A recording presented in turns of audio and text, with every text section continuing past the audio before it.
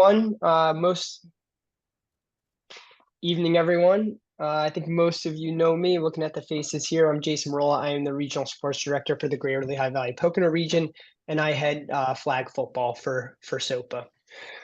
So I'm going to say this at the front of the meeting for anyone I know we're definitely missing some coaches. So for those that are watching the recording, maybe don't make it to the end. Any rule discussions, any rule suggestions? I know we definitely had some last year. So anything like that, please, if you're in this meeting, put it in the chat, or you can email Michelle or I. And we will meet with the sports management team for flag football prior to the season, discuss those changes, and make them known before the season starts. I know there was a couple conversations about the handoff or the fake run / pass. So just any of those rule questions, you can put them in the chat if you are in this meeting, or if you're watching this recording, you can email myself, and we will discuss those prior to the season. Go ahead, Michelle. Thank you.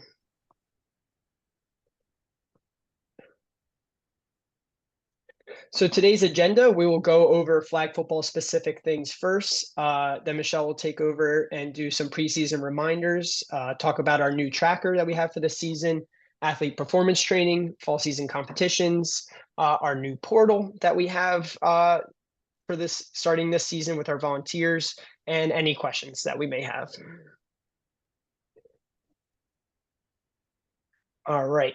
On our website, if you go under the sports offered page, and you click under flag football, that is where you will find any and all resources you'll need for flag football. And that also pertains to any other sport we offer at Special Olympics. If you ever need anything for a sport, it's always going to be under that sports listing on our sports offered page. That's where you'll find the rules. You'll find training guides, scorekeeper information, individual skills, anything you'll need for that sport will be under your sports offer page. And that's linked right here on the slideshow, which we'll share after the fact. And within there too, and linked in this presentation, is our flag football sport rules. So that's a clickable link that you can use to access the rules. And again, this is also on the sports offer page. And also linked here for our coaching guide is our warm-up and our cool down. Again, on the sports offer page, but here accessible, easy for you to, once you get the presentation too. And this is a flag football portal that SONA created along with NERSA. So this is linked through the sports offer page as well. This will take you to this landing page, which has a lot of really good information on it. You can see in the bottom left-hand corner, it's got different drills for positions. It's got the rules. It's got additional resources for pass routes or playbook examples. It goes over unified and traditional, gives information on larger competitions like USA football or the NERSA championships. So that is a great resource for flag football that we haven't necessarily had in the past. So I definitely encourage you to go and check out that website. Events offered are the same as we've had in the past, is individual skills. And then for team, we will offer both traditional and unified. Our individual skills are run and catch, throwing for accuracy, throwing for distance, handoff, and flag pulling. Those will be the individual events that someone can compete in if they're doing individual skills, as well as train. Very important always is the everybody plays rule. The important reminder here too is that also applies to prelims at competition. So when we are doing our prelims at our state and sectional competitions, you must also make sure that you're abiding by everybody plays. That way we can properly division your teams for the competitions. Roster size for traditional teams. Team roster may contain a maximum of 10 players. I know there's been some feedback about increasing that size. That'll be up for discussion. And teams must field 5 players to start the game, and they can continue with 4 if necessary due to disqualification or injury. And the game may be continued with fewer players as long as the team has the chance to win at the discretion of game officials. And for unified, the roster may not contain more than 10 players as well. It must be a proportionate number of athletes and partners. And 5 players are required to start the game, which would be 3 athletes and 2 partners. And the lineup shall never exceed 3 athletes and 2 partners. Teams may continue with a minimum of 4 players if minus 1 partner or athlete due to disqualification or injury.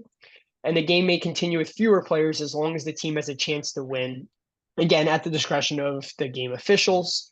And a minimum of 1 athlete and 1 partner is required on the field. And failure to adhere to the required ratio results would result in a forfeit.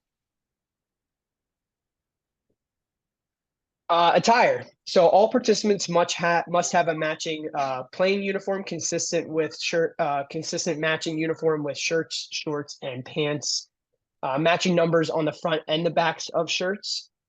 And shirts must be tucked in at the waist to avoid obstruction of the flag pulling. Shorts or gym pants with no pockets must be worn, and players must wear rubber cleated or flat-soled athletic shoes. So you cannot wear metal spikes, hiking boots, or other equipment deemed dangerous by officials. No jewelry, so rings, bracelets, necklaces, earrings, or any hats with a hard brim. Sunglasses should be non-rigid and pliable. Players wearing eyewear are strongly encouraged to utilize an eyewear strap that holds the glasses in place.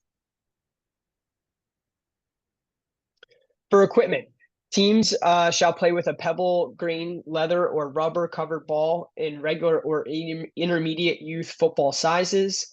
During a competition, a team is permitted to play with their own selected ball on offense, and the sizes must be either 7, 8, or 9. One thing that's not on here that we kind of came across last year is also make sure your balls are properly inflated. Protective mouthpiece must be worn at all times while training or competing. Flag belt. So each offensive player must wear 1-piece quick release flag belt without any knots at the waistline with the 3 flags permanently attached. And the belt must have a spring-loaded clip, no detachable flags. So not your flags that have individual flag pulls that come out. It must be the quick release belt where the entire belt releases. There is a link on that flag football landing page that we shared earlier in the slide presentation that has links to purchase them from preferred vendors as well. That way you know where to look. Safety. So along with air quality checks, make sure you are also checking the following. Know the address of the location you are training. Remind your athletes to have water bottles with them and have water coolers available for refills. Walk the venue prior to practice to ensure there's no glass or trash on the field. Always make sure to bring sunscreen and sunglasses and hats if necessary. And make sure you have a predetermined safety zone, where it is, and make sure everyone is aware prior to starting practice. Thunder and lightning. Every time you see thunder and lightning, you have to stop practice and seek shelter for 30 minutes. And remember, this is every time you see lightning or hear thunder. So each time you hear it, you need to add an additional 30 minutes and restart that clock. And I will send it over to Michelle for preseason reminders. Yeah, so I think a lot of that was kind of the specific flag football things. As Jason had said, there are no new rules. I know Sona is working with their sports resource team to look at some different rules for the season, for the upcoming seasons. I think I had reached out to some of you to ask for feedback on some of those things. But just so everyone knows, the new rules have not come out yet. So we will continue to play by kind of those SOFA specific and those SONA rules that you've known for the past few years.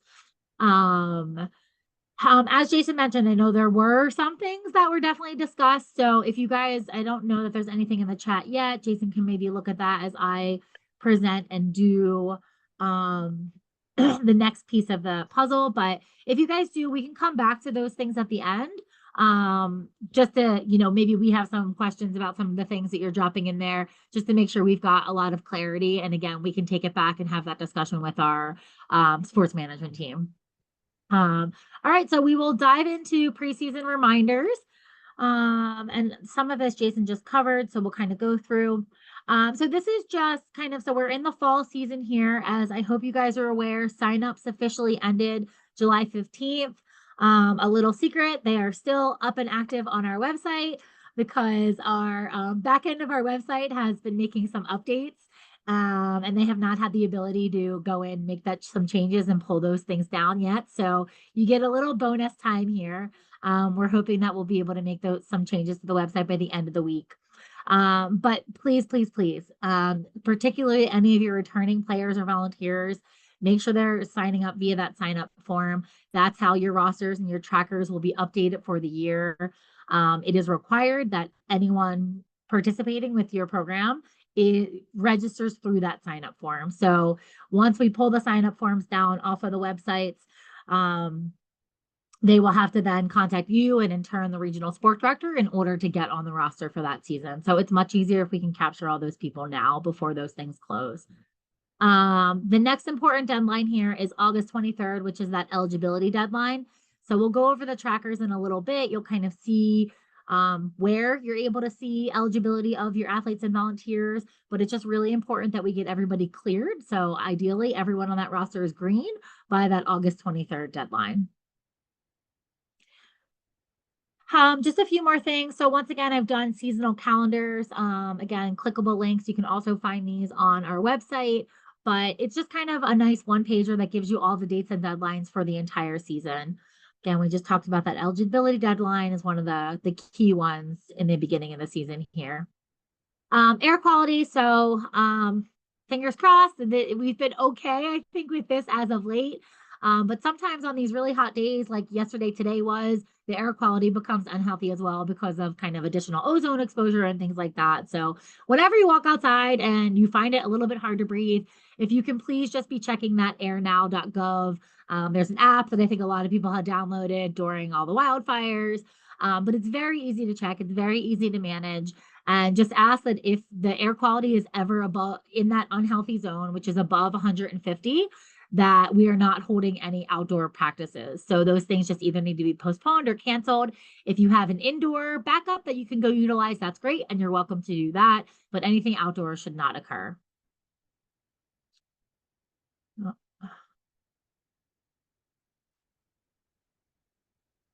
Eligibility, so nothing has changed here. I think it looks like we have mostly um, returning coaches and kind of experienced coaches on the call, but athletes need to have medicals, active, with a doctor's signature and a date on there.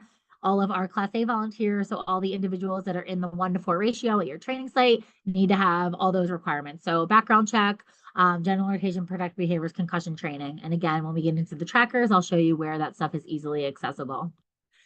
Team sport age groups are in effect again. We really rolled it out strongly fall last year, so we'll continue to do that. I don't think we had too many issues on the flag football side, but I know we did have some 16 to 21-year-old teams, right? I think there may have been some issues with maybe difference of ability in some of those age groups. So just really important, again, as we're asking you to get into your rosters, to fill out those specific team rosters, it gives us an indication earlier on in the season to know, okay, what is the makeup of those 16 to 21-year-old teams as you're doing your rating forms? Kind of what is the ability? Do we feel like we're going to have the opportunity at some of the sectionals and then at Fall Fest for these teams to be competitive and play one another? And if we don't, we want to have those conversations with you early, right? So you're aware.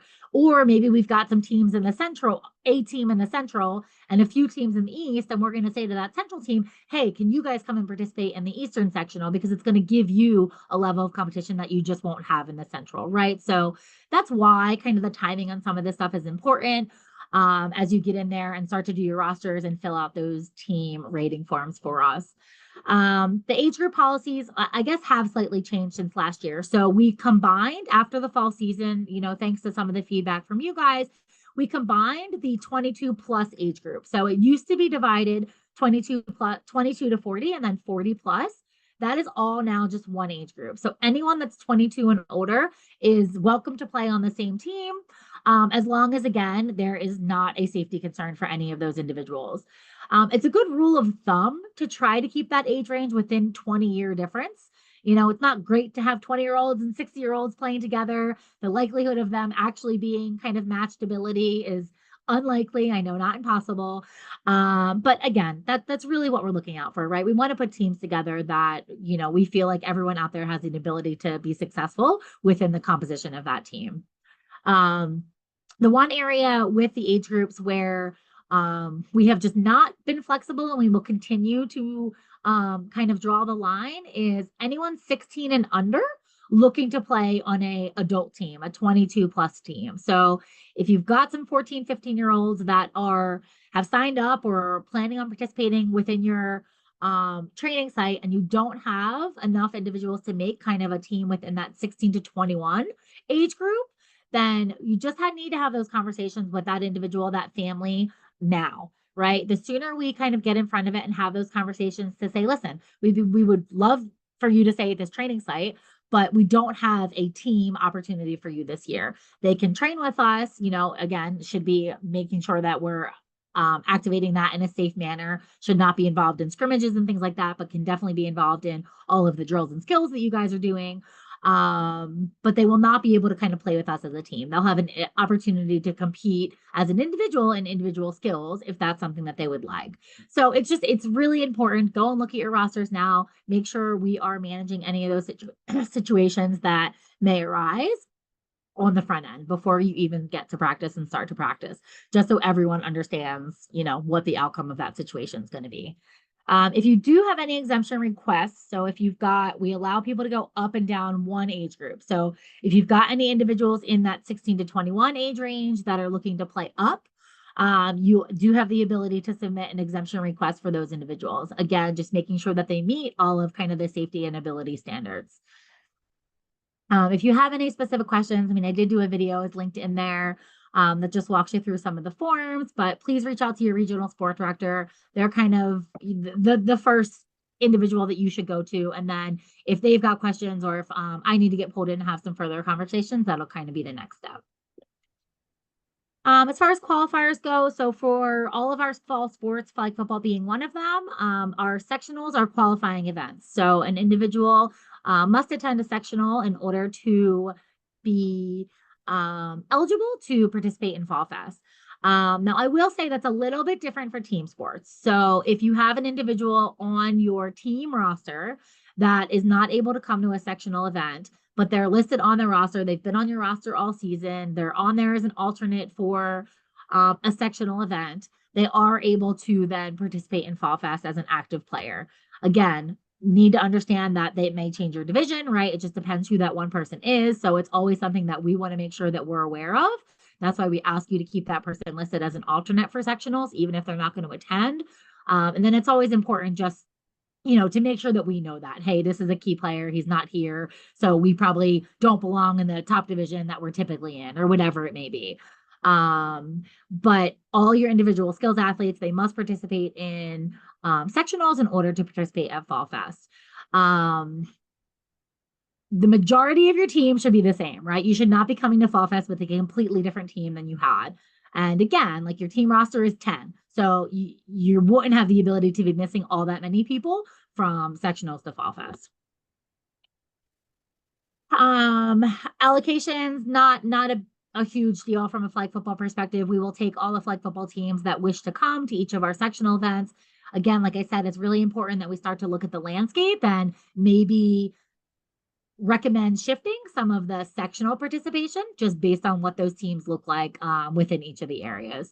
So the sooner you can get those things, once you start practice, if you can do those team ratings forms and get those things in, that's super helpful for us in, making the best decisions from a competition perspective. Jason went over some of this. So again, I think just things to be prepared, right? Make sure everybody's eligible. That's really step one. Just make sure you're keeping a pulse on illnesses or things like that may be happening in the area. If there's a stomach bug kind of going through the team, like might be wise to cancel practice for that week, so we're not getting a lot of other people sick. So just kind of know what's going on. Keep a good pulse. Like Jason had said, just important to know your facilities. What is the emergency action plan? Make sure you're sharing that with your team during one of the first practices.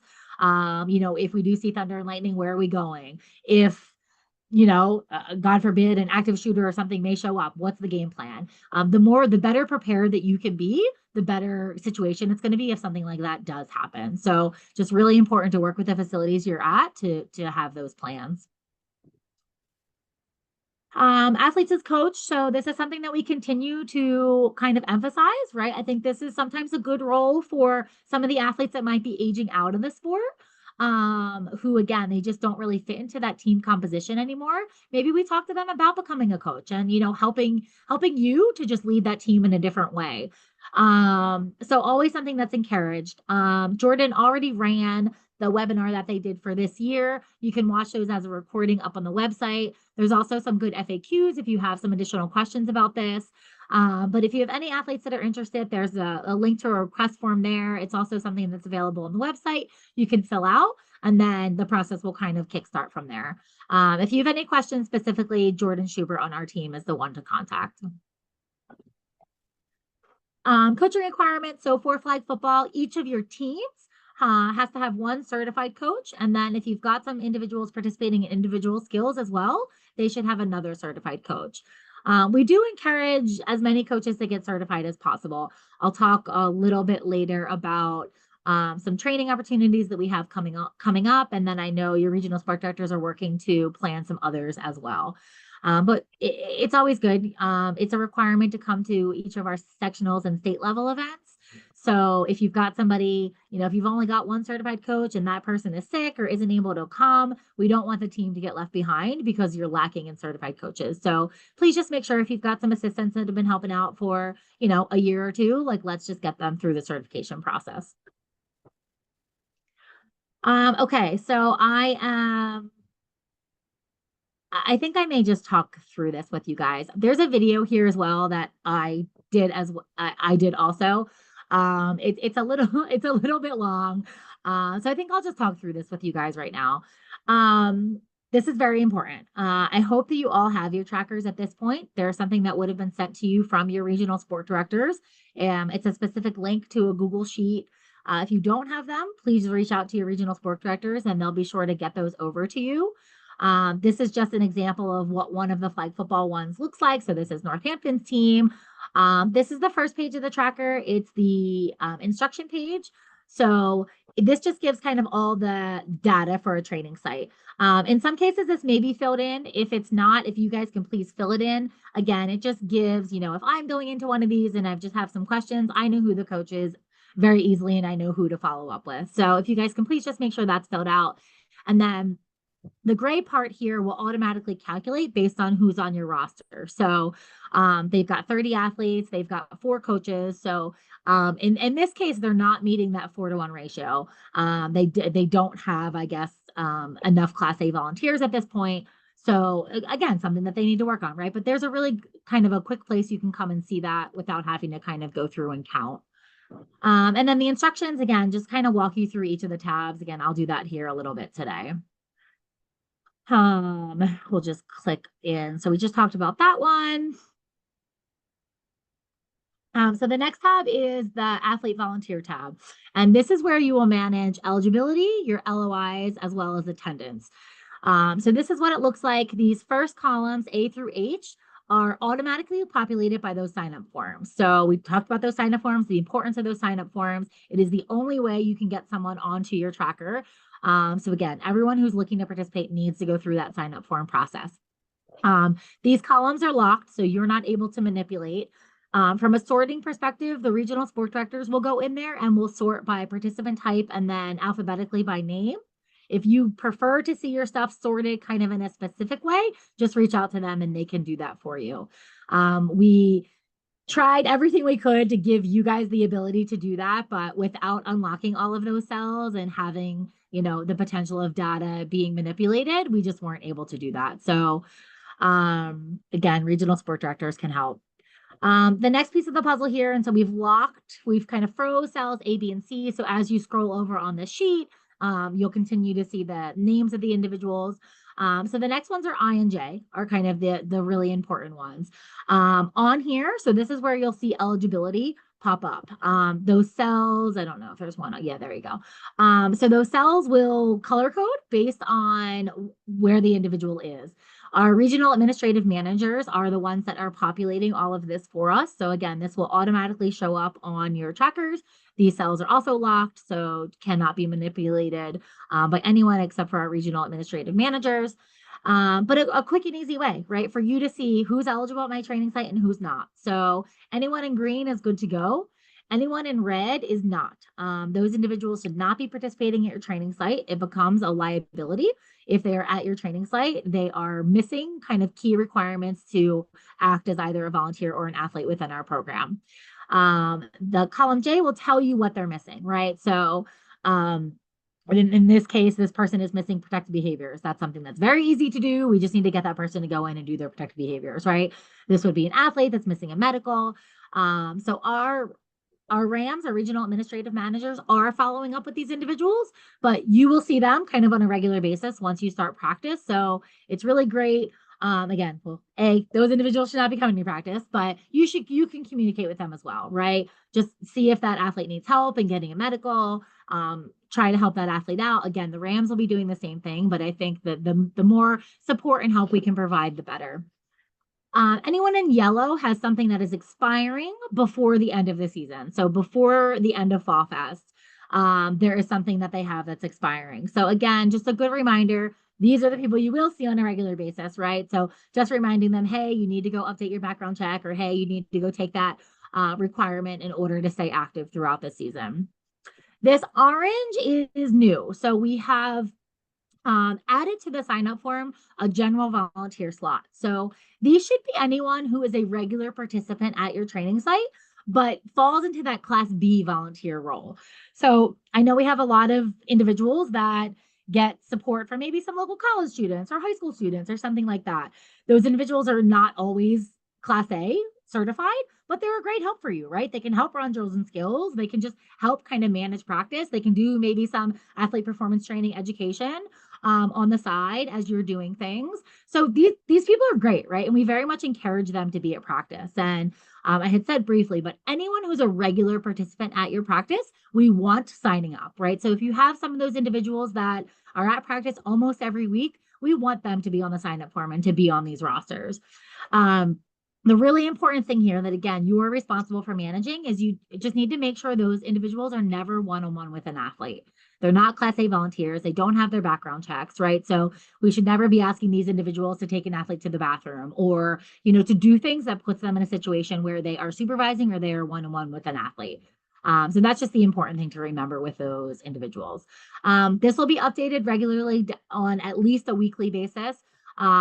From now through August 23rd, which is that seasonal eligibility deadline.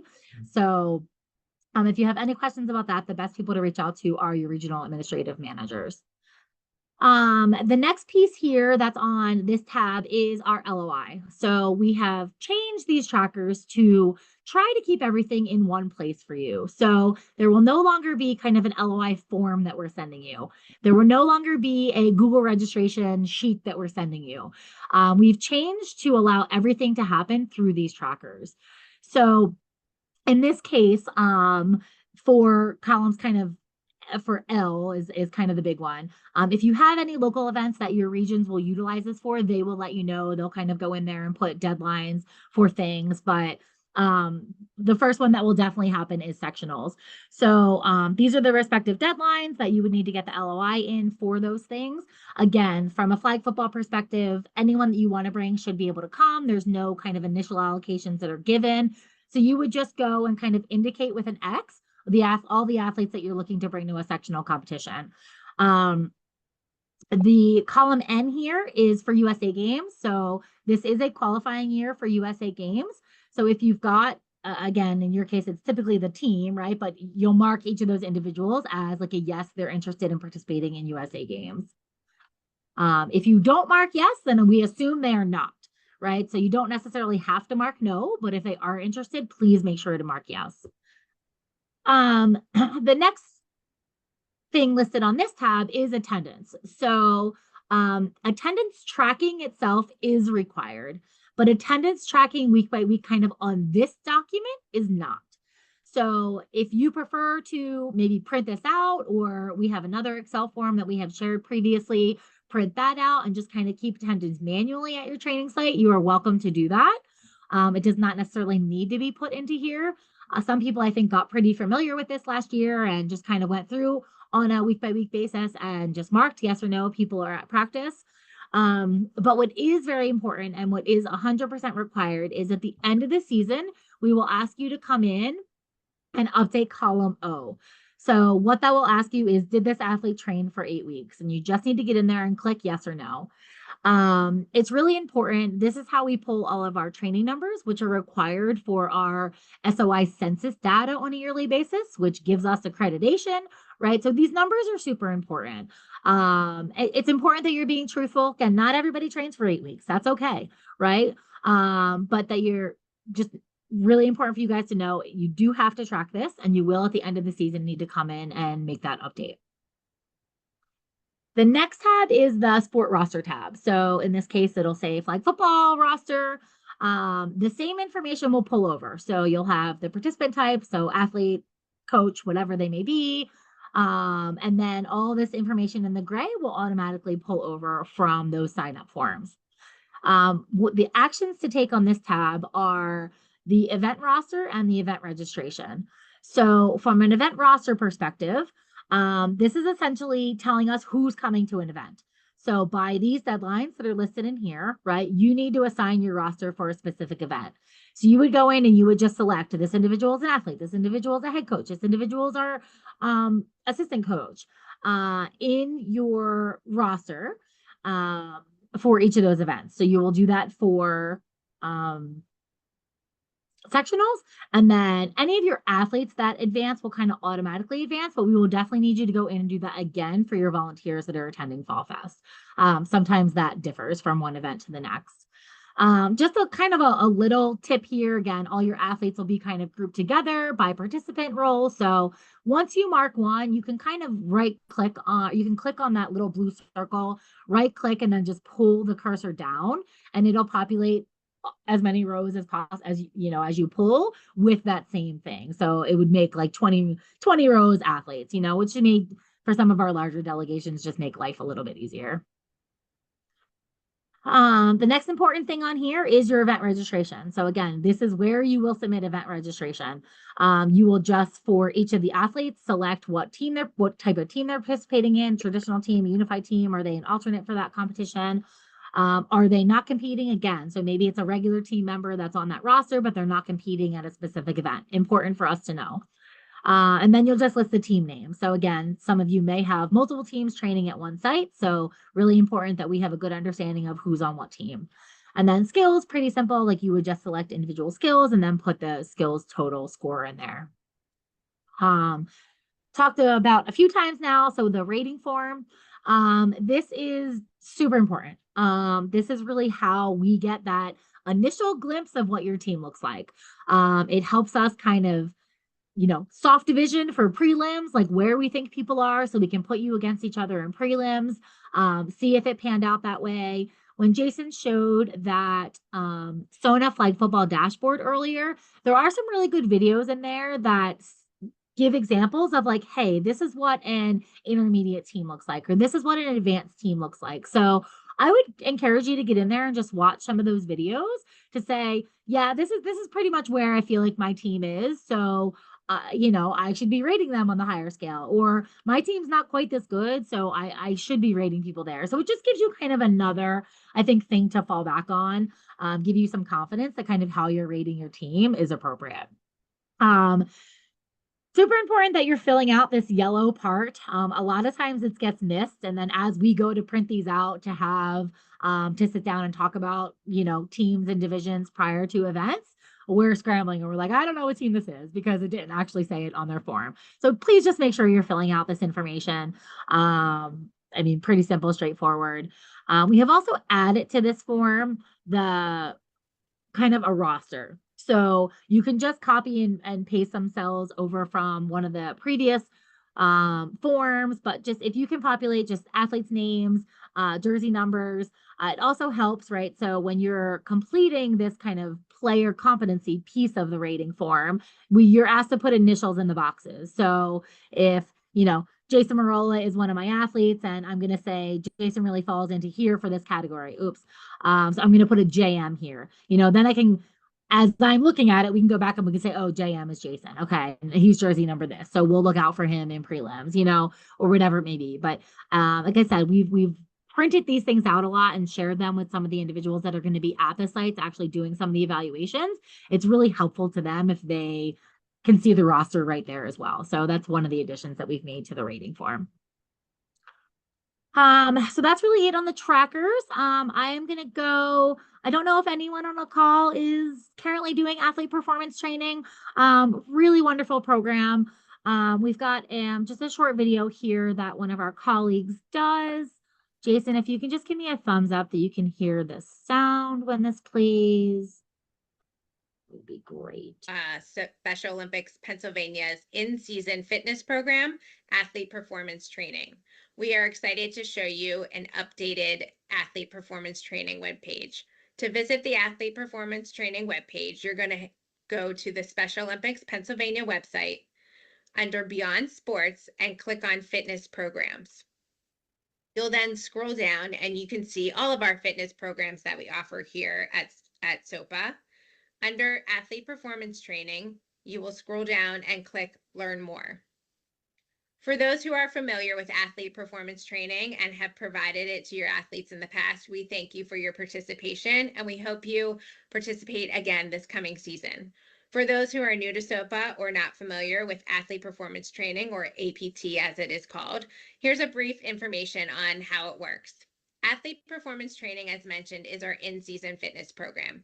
It includes health education, as well as a fitness evaluation for athletes at the start and end of the season. It is a minimum of 8 weeks to participate in APT, but that is similar to how training sites are required as well, so it fits right in. Athlete performance training happens at the field of play, so it can happen on any sport. It can happen on the soccer field, it can happen on the track, it can happen on the bocce court. It can happen anywhere that you are training. And we provide every team, a coach will get their own coach's guide and athletes will get an athlete guidebook. In the coach's guidebook, you will be able to read scripts to provide health education lessons each week. We recommend you provide those during the warm-ups or the cool downs. And then athletes will be provided in their guidebooks fitness education and fitness and exercise programming that they can do at home. And you will encourage your athletes to do that at home when they're training during the season. The goal is for athletes to exercise 5 days a week, as well as eat healthier with more fruits and vegetables and drink water. Athletes are also provided a tracker so they can track these goals, and you can discuss those trackers with them each week at trainings to encourage them to keep going and provide them with feedback and support. So we've seen some really great results from athlete performance training, and we want to share with you now where we are with that data that we've collected so far. APT has served over 400 athletes of all ages across 14 sports, and we've seen some amazing results so far. A majority of these athletes improved or maintained their health status, with over 90% of them improving or maintaining their blood pressure and body mass index.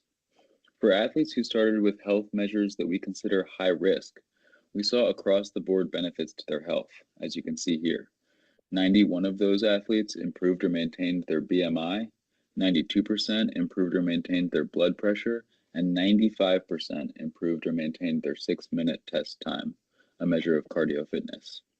Our early returns suggest that participating in APT can contribute to athletes getting healthier and staying healthier.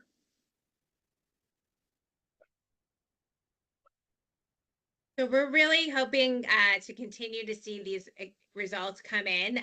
We know that we have a lot of work to do, and many of our athletes are excited to participate in athlete performance training this coming season. We hope you consider offering it at your training sites as well. And if you're interested in participating, we have updated the registration process. It is right there on the website. You will scroll down to where you see here if you're a coach, and the steps are written out for you. The first step will be to click on this link to watch the training video.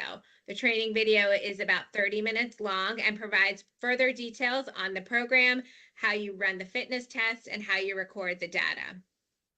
Then you will register formally here by clicking the link, and you will get a registration form that's easy to fill out. Once the registration form is completed, Special Olympics Pennsylvania will reach back out to you to confirm your participation.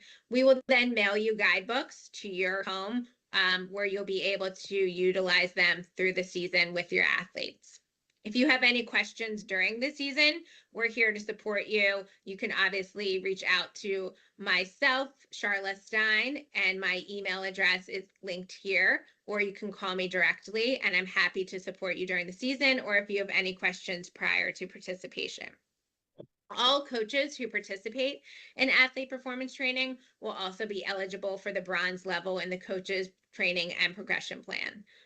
Again, we greatly appreciate your consideration in participating in athlete performance training, and we look forward to working with you more during this season and beyond.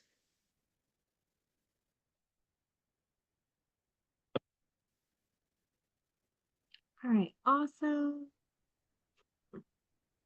So again, we really highly encourage, we want this to become just part of the norm and really a part of all the practices that you all are doing. So if you've got some interest in starting this program, again, the website's a great place to go to get some more information. And then please just feel free to reach out to Charla if you have any questions.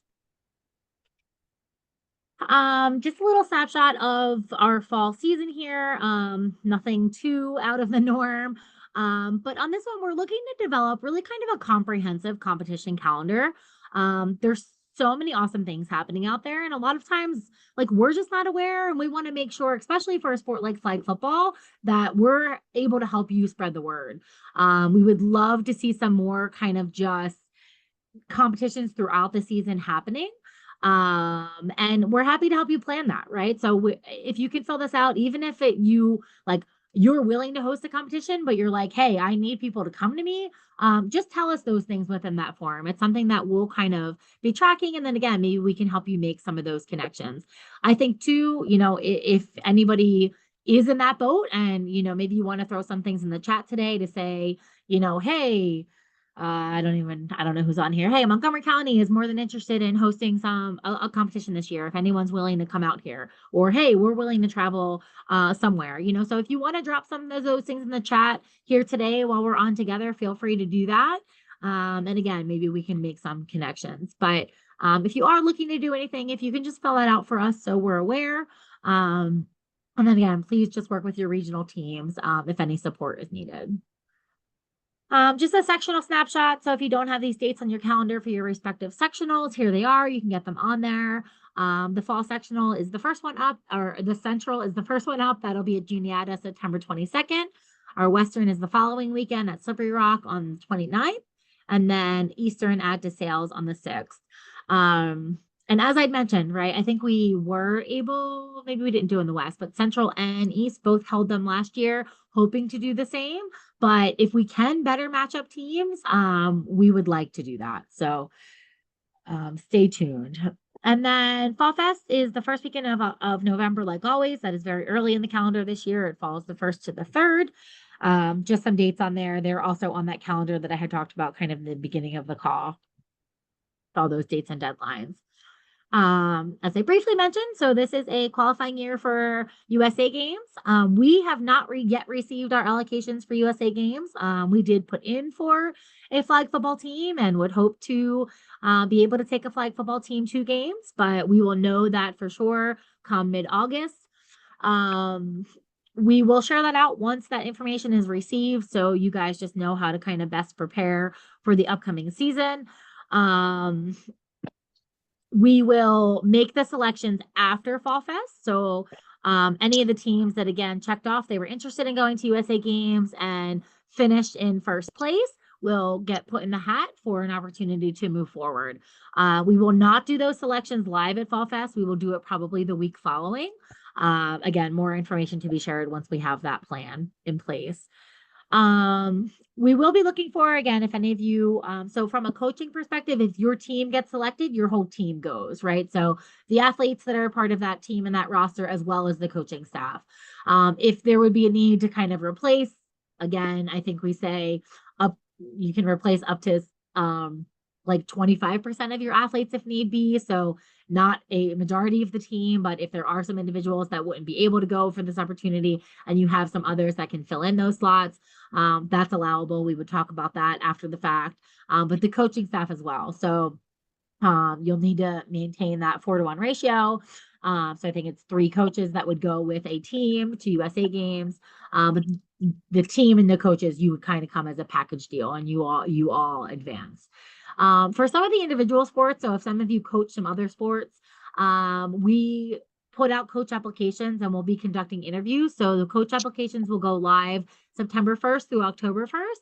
And then we'll look to conduct some interviews for some of the different positions. So like swimming, track, like bocce, bowling, all of those individual sports. So if you're interested in maybe fulfilling any of those roles, just keep a lookout for those applications in September. It's going to be awkward. I'm going to play myself doing a video walking you through the new portal just because I don't have all of these slides in here. So I think, like I say on here, but if you guys have not gotten onto the new portal yet, this is kind of the new database for Special Olympics Pennsylvania. Super important that we get you in there and kind of working within. So I will play this video, and then again, if anybody has any questions or, maybe you're like, I've had trouble, happy to stay on and kind of talk with you at the end here. So hopefully everyone on this call has claimed their profile and is in the new portal at this point in time. Erica, you can go to the next slide.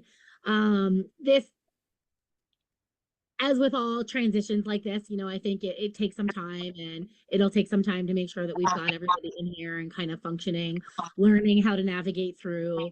So again, we will be focusing with a little bit with you all here tonight, and then with our coaches, just making sure that all of our volunteers, have a little bit of insight and hopefully feel a little bit more comfortable navigating through this new portal.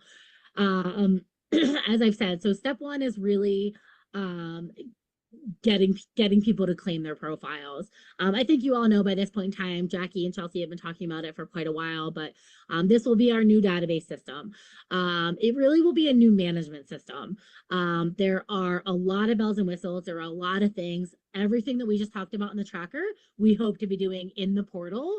Fingers crossed this time next year, maybe 18 months from now, but everything will start to be managed from a coach perspective, a team perspective, an athlete perspective within this portal. So it's good. There is a light at the end of the tunnel. I think a lot of this stuff will get much easier. It's being built out. This is a brand new system.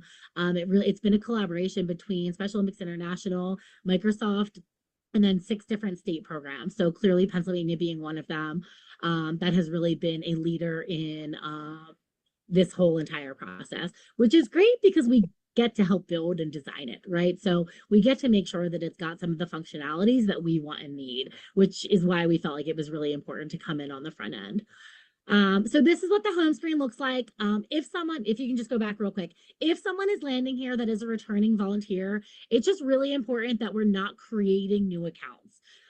All of their data, if they were in visas previously, has been transferred over to the portal. So they should be claiming their profile and kind of going in through that direction. So go ahead, you can go to the next page. Again, hopefully most of you have went through this at this point in time. If you have not, all of the claim your profile emails went out in April-May timeframe. They went out kind of in a scattered over a few different weeks. They came from a do not reply email address. So a lot of them are getting caught up in spam filters or trash email. So if you're looking for yours, if you've got coaches that are looking for theirs, you may just, if you give them this like portals at Special Olympics PA, typically you can go to a search within your email and hopefully that'll pop up. They will be resending all of these emails at some point, maybe later this month or into August. When they resend them, they will come from a Special Olympics. So it'll say Special Olympics. And then the portals at specialympicspA.com. So hopefully better than the do not reply. I mean, that was one of the pieces of feedback that we got in that initial push out. If you need to claim your profile and you can't find that email, you can email this here. It's kind of our new just support email. So it's portalsupport@specialympicspA.org. You can email that. They will get you the information that you need to go in and claim your profile. This document here, if you want to pull it up, Erica, you can. I'm not going to go through it page by page. It's probably 9 or 10 pages long, but one of our very awesome volunteers from Summer Games put this together to kind of help her volunteers that were coming to her venue step through the process. If it won't open, it's not a big deal. It's just a PDF and it walks you through step by step how to claim your profile. So you'll have the link to this as we send out the PDF and the recording. Again, super useful tool that you can share with your people as well, just with, you know, how to go in and step by step claim your profile. You can go to the next one. So just a little bit of navigating through the portal. So I think as you get in, and kind of part of claiming your profile is updating your contact information. So just really important to make sure that we've got the most update email, the most update cell phone number. For those of you that were at Summer Games, right, we're kind of utilizing text blasts and things like that to communicate for what's happening at events. We're getting all those cell phone numbers through the information that's here in the database. So it's just important that this stuff is correct. So we're able to properly communicate with you or reach you as needed. And then some of the things you'll see as you kind of get to your home screen, this is really what I would call kind of your home screen, your volunteer zone within the portal. You'll see these different options. So review your checklist, sign up for an event, or do more with Special Olympics. So we'll get into kind of what's under each of those that is important for coaches to know. You can go to the next one, Erica. So on your checklist is everything that you will need based on the role that you have. So all of the information that all the certifications, all of the background stuff that you had in visas should have transferred over here. If you're in here, you're looking at it and something's not right, or maybe something's missing, again, just contact that portal support. We'll work with you. We'll try to get those things fixed. But everything that all the certifications you have, kind of all the trainings that you've taken should pop up here on your checklist. And you'll see things are either completed or if things are out of date. So like my concussion awareness training is out of date. That is now marked as incomplete, something that I need to go in and do. Things that are kind of upcoming to expire, it'll actually say in there, will expire in 60 days, will expire in 30 days. So if you're kind of coming in here on a regular basis, you should be able to see those things. You will also, similar to like we've done in visas, you will get some notifications at those key time points when things are due to expire, letting you know that you'll just need to go in and re-up them. But all the background clearances, so you'll see here, PA disclosure statement, all of you, I didn't copy everything, but background check, right? So all of your PA child abuse clearances, all that stuff is kind of managed in here. You'll see it as completed. All your training. So this is where you come to take general orientation, protective behaviors, concussion training. You just come here. Everything will link directly to those trainings through here. It'll automatically update that you've completed it once you have completed it. So it's really nice trying to just automate a lot of those processes. So you're not waiting on someone, you know, us on the back end to manually update some of those things for you. This is also where you will now see practicum hours and continuing education. So you see a practicum hours in here. Yours will look a little bit different. It'll have practicum hours kind of bocce, practicum hours soccer per sport. But and I've got another slide on that. I'll show you what that looks like. But just trying to make the process easier, right? Trying to kind of get all these things in one place so it's easier for our volunteers to manage. Again, same with continuing education, which we'll get to here in a second. So you can go to the next one. That is what your checklist looks like. That do more with Special Olympics button. So this is where you go to say, what do I want to be in Special Olympics Pennsylvania, right? So if you are not already a coach and you want to be a coach, so if you're not already a coach, if I'm someone new coming into the portal, the only thing I'm going to have on my checklist is the Class B volunteer. Once I would come in here and I would say, okay, and so under coach, the only role that's there is assistant coach. That may change in the future, but this really captures all coaches, right? So if you're a head coach, if you're assistant coach, it doesn't matter. So just so you guys know that, it kind of covers just anyone who's filling a coaching role.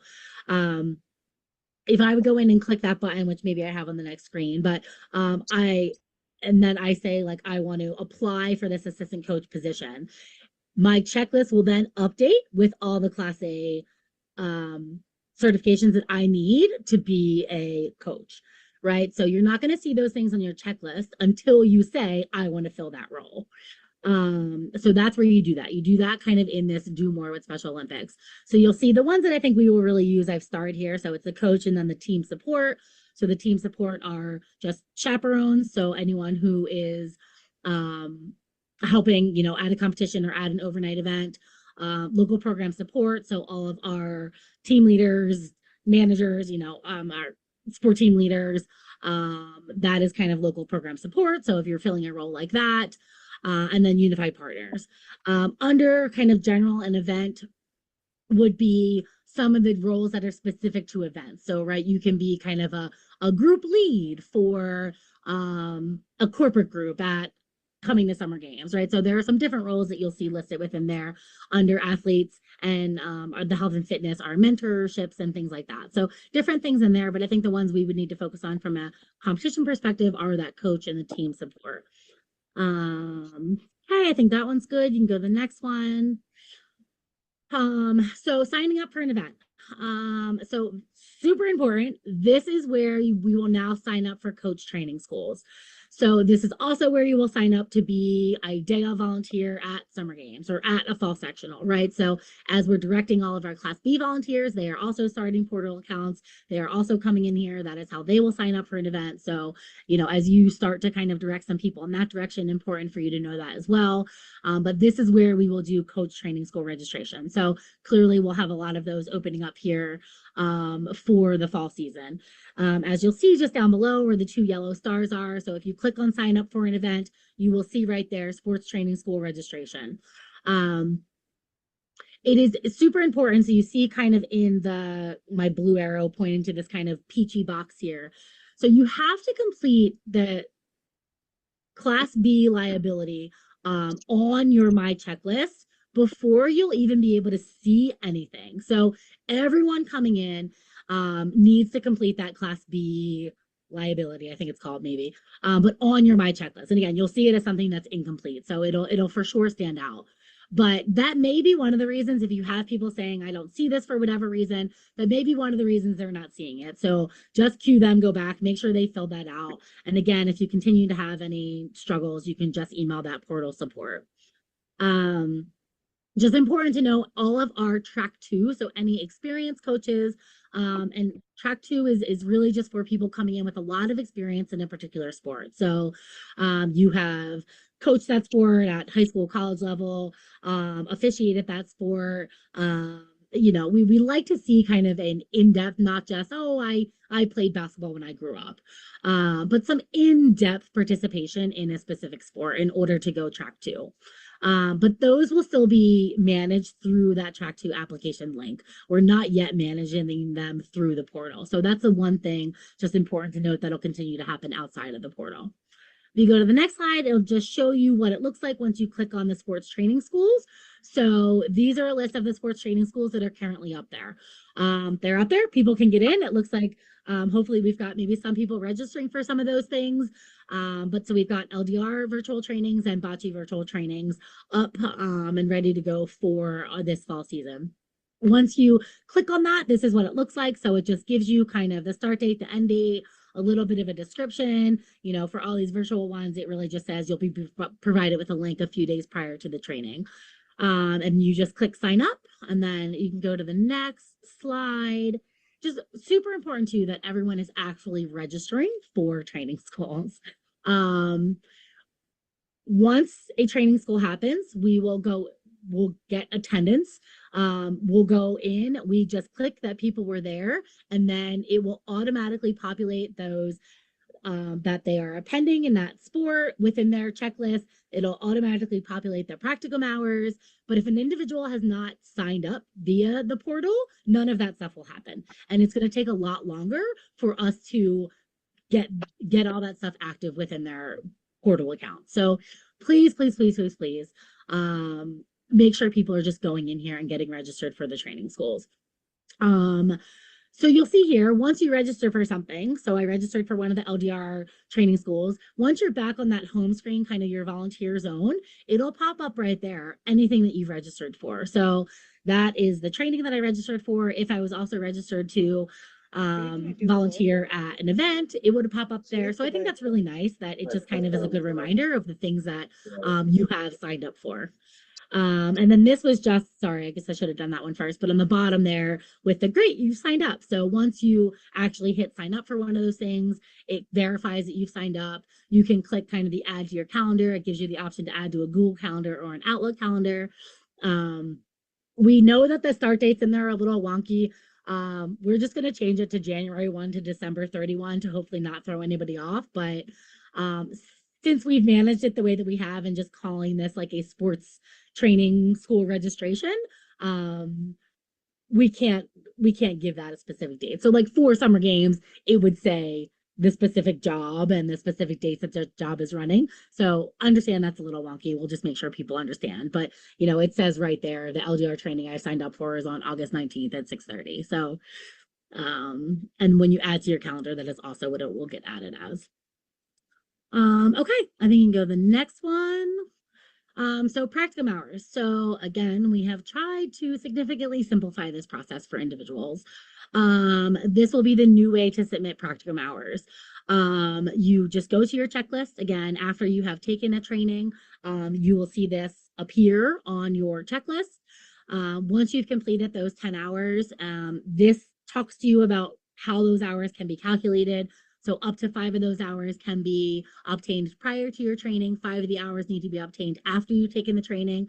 So if you took a training yesterday and you're going in and you're saying yes to your practicum hours form today, that's probably going to raise a red flag, right? Like you need to get 5 hours of your practicum training after you take your training. So just once you've completed those 10 hours, you come in here, you just kind of, you know, that we ask, you're reading through this form and then you just click that box that says I've read and agree with the practicum hours, and then you hit renew and your practicum hour submission is done. So again, have just tried to simplify this process for our coaches. And I think that's it for the portal. Again, there are definitely a lot of other things. We're just trying to scratch the surface here on, you know, what we feel like is important for coaches to know.